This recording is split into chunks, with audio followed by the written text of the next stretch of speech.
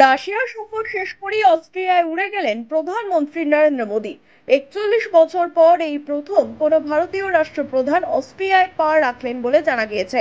সেখানে প্রধানমন্ত্রী নরেন্দ্র মোদীকে স্বাগত জানান অস্ট্রিয়ার চ্যান্সেলর।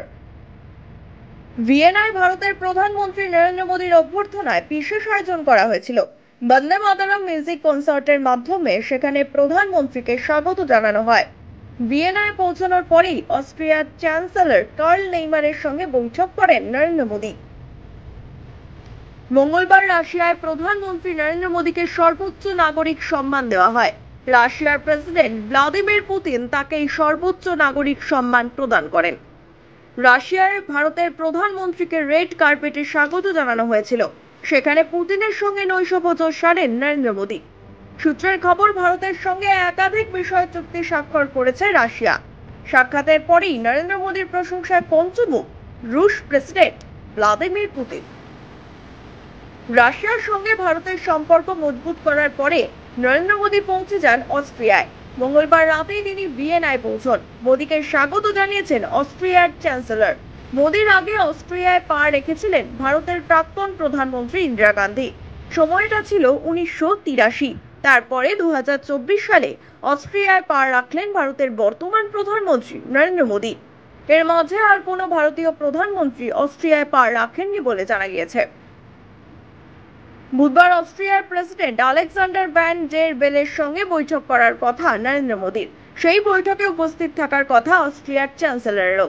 তারপরে ভারতীয় এবং অস্ট্রিয়ার শিল্পপতিদের সঙ্গেও বৈঠক করার কথা রয়েছে প্রধানমন্ত্রী নরেন্দ্র মোদীর। এদিন অস্ট্রিয়ার প্রধানমন্ত্রী নরেন্দ্র মোদীর সম্মানে বন্দে মাতরম স্তোত্রটি কনসার্টের মাধ্যমে বাজানো হয়।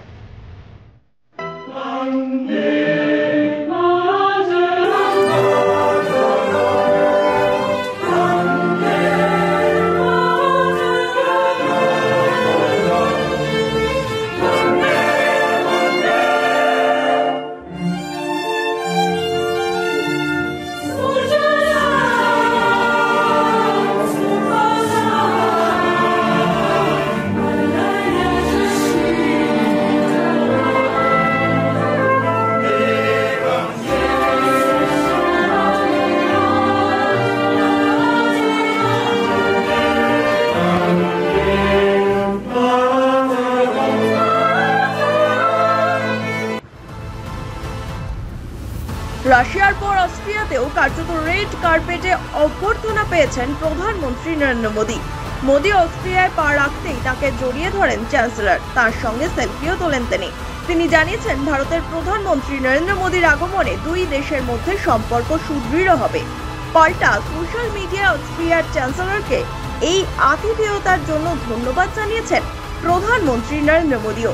সব মিলিয়ে ভালোই কাটছে ভারতের প্রধানমন্ত্রী নরেন্দ্র মোদীর বিদেশ সফর। Bureau report, one India Bangla.